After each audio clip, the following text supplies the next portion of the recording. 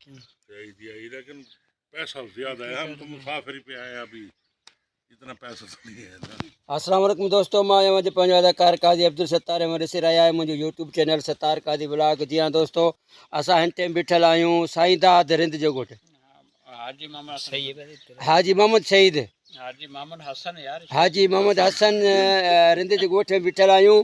ऐं हीअ उतां जा रहाकू आहिनि। ऐं हीअ असांजो उस्ताद मोहतरम उस्ताद सजाद साहिबु हीअ रिली ख़रीद करणु चाहे थो पियो। ऐं ॾिसो अवां रिली जी जेका हीअ जेका बनावट आहे ऐं सिंध जी सकाफ़त आहे, अव्हांखे मां ॾेखारींदो हलां। ऐं जेका हिन ते महिनत थियल आहे ऐं जे हर धाॻो मां अव्हांखे क़रीब सां ॾेखारियां पियो त जेको हिन जी जेका सिलाई आहे, जेका हिन जी कढ़ाई थियल आहे, उहो तमामु बारीकी सां जी जेको आहे कढ़ाई कयूं ऐं डिज़ाइनिंग तव्हां ॾिसी सघो था। सिंध जी सुखड़ी आहे।